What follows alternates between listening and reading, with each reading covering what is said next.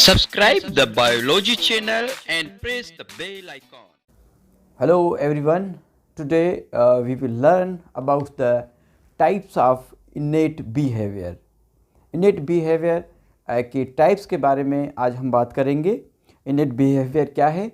जो कि genetically determined है, ऑटोमेटिक है, प्री प्रोग्राम्ड है और स्टेरियोटाइप है, जिसको कि सीखने की ज़रूरत नहीं होती. It transfer from the parent.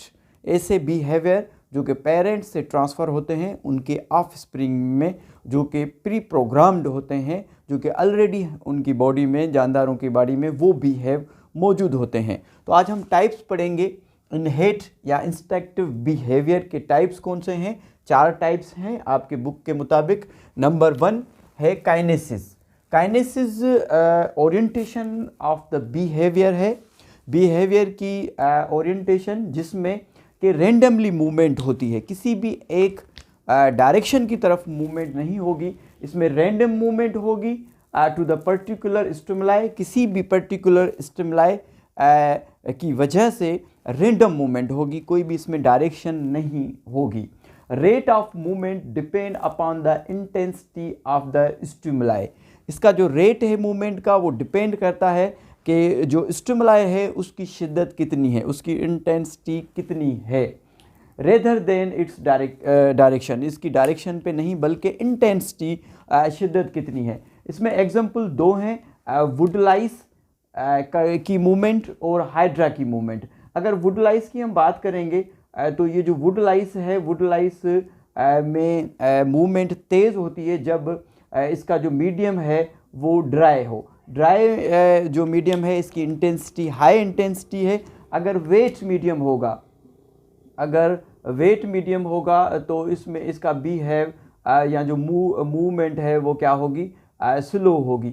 और इसमें हाई होगी क्योंकि इसमें इंटेंसिटी हाई है. अगर हम हाइड्रा की बात करेंगे, इसी को ही हाइड्रा के हिसाब से ले लें, तो आपको पता है कि हाइड्रा में टेंटेकल्स मौजूद होते हैं. हाइड्रा में क्या मौजूद होते हैं? टेंटेकल्स मौजूद होते हैं जो कि मूव करते हैं जब उसको कोई स्टिमुलाई मिलता है. इसका जो स्टिमुलाई है ये फूड है, फूड इसका स्टिमुलाई है. अब देखें, फूड जितना इससे दूर है इसका मतलब कि इसमें इंटेंसिटी कम है. फूड इसके नज़दीक आएगा तो इसकी मूवमेंट जो है, इसकी मूवमेंट भी क्या होगी, फास्ट होगी और किसी एक डायरेक्शन की तरफ नहीं होगी, ये मूव करेगा रेंडमली. तो ये डिपेंड करती है काइनेसिस जो है किस पे, जो इसका स्टिमुलाई है, जो इसका स्टिमुलस है उसकी इंटेंसिटी पे डिपेंड करता है कि कितनी इंटेंसिटी हाई है. जितनी इंटेंसिटी जितनी ज़्यादा होगी उसमें बिहेव भी उतना ज़्यादा शो करेगा, इसमें मूवमेंट भी ज़्यादा होगी. जो सेकंड इसके काइनेसिस के अपोजिट है वो है टैक्सिस. सिंगुलर हम टैक्सिस आई लगाएंगे, ई की जगह पे ये सिंगुलर होगा. ये टैक्सिस प्लूरल है. It is related to the direction of the stimulus. ये स्टिमुलस की डायरेक्शन की तरफ मूव करता है. ठीक है, तो इसमें एक पॉजिटिव टैक्सिस होता है और एक नेगेटिव टैक्सिस होता है. अगर स्टिमुलाई की तरफ, फॉर एग्जांपल मोथ फ्लाइस का एग्जांपल दिया हुआ है, अगर लाइट की तरफ ये मूव, लाइट एक स्टिमुलाई है. फॉर एग्जांपल लाइट क्या है बेटा? लाइट एक स्टिमुलस है. Light is stimulus. अगर moth fly towards the stimuli move करेगी तो इसका मतलब कि ये टैक्सिस क्या होगा, पॉजिटिव होगा. अगर अवे फ्रॉम लाइट ये मूव करेगी तो ये टैक्सिस जो क्या होगा, नेगेटिव होगा. टूवर्ड्स और away from light, the movement towards or away from the light, this behavior is called taxis. क्योंकि इसमें डायरेक्शन है, स्टिमुलाई की तरफ मूवमेंट हो रही है, ये रैंडम नहीं है, तो इसको हम क्या कहेंगे, टैक्सिस कहेंगे. नंबर 3 जो प्री प्रोग्राम्ड बिहेवियर हैं, जितने भी रिफ्लेक्सिस एक्शन हैं, movement of the body part की जो मूवमेंट होती है, ऑटोमेटिकली मूवमेंट होती है, जो कि इनवॉलेंट्री है, जो कि हमारे इख्तियार में नहीं है, वो सारे एक्शन भी हमें सीखने की ज़रूरत, उन एक्शन को हमें सीखने की ज़रूरत नहीं होती. वो प्री प्रोग्राम्ड हैं, ऑलरेडी हमारी बॉडी में, हमारे जिस्म में मौजूद हैं. इनकी कुछ एग्जांपल्स हैं कैसे, जैसे नी जर्क. अगर आप कोई स्टिमुलाई देंगे घुटने को, अगर है कोई डॉक्टर हैमर होता है वो लगाएंगे तो नी जर्क करेगा. झटके से टांग जो है वो ऊपर आ जाएगी। ब्लिंकिंग ऑफ आइज भी इनेट बिहेवियर है, इनेट बिहेवियर का रिफ्लेक्स का हिस्सा है।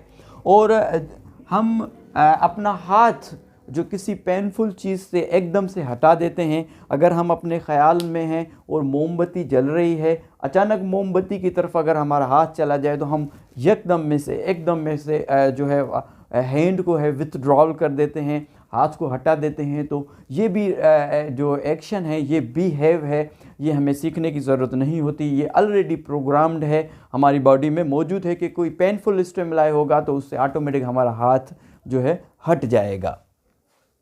ये जो रिफ्लेक्सेस हैं ये स्टेरियोटाइप हैं, इसमें कोई सीखने की ज़रूरत नहीं होती, शॉर्ट लिव्ड होते हैं, थोड़ी देर के लिए ये होते हैं।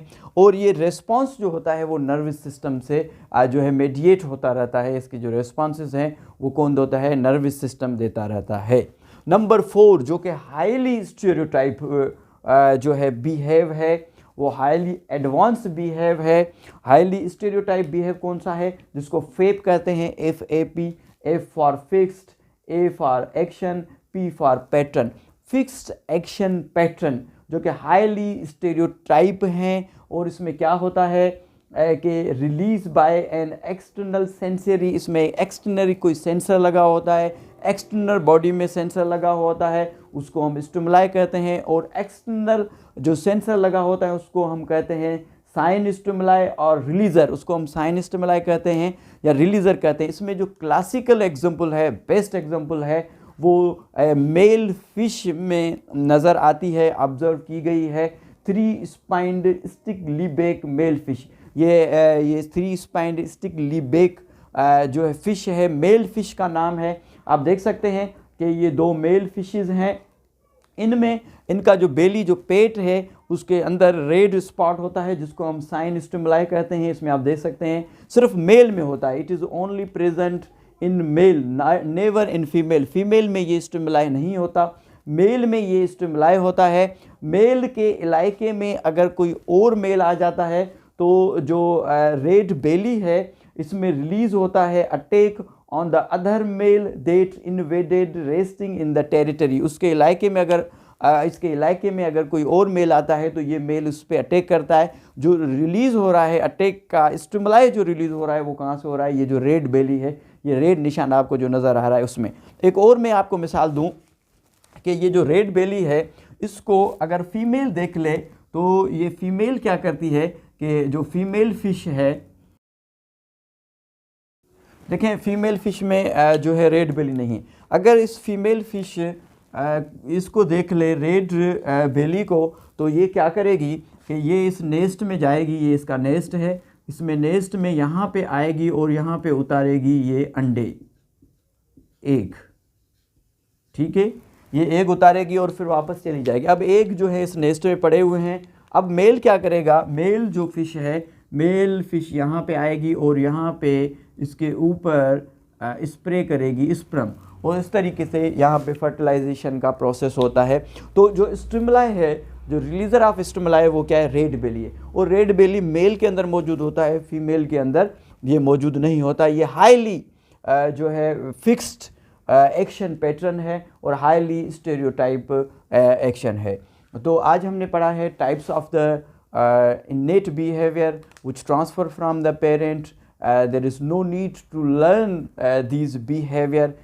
We have discussed about the kinesis. There is a random movement, another is a taxis, there is a directional movement, and the third type is a reflexive actions. There are automatic actions, and number 4 is the fixed action pattern. And the best classical example of the fixed action pattern is the 3-spined stick leaback male fishes. और भी आपके book में तस्वीरें जो pictures दी हुई हैं, कुछ इस तरीके की पिक्चर भी दी हुई है, कुछ इस तरीके की पिक्चर दी हुई है, कुछ इस तरीके की पिक्चर दी हुई है। इन सब में जो है रेड स्टिमुलाई मौजूद हैं। इसका मतलब ये भी अटैक कर सकती है, ये भी अटैक कर सकता है। Thank you so much.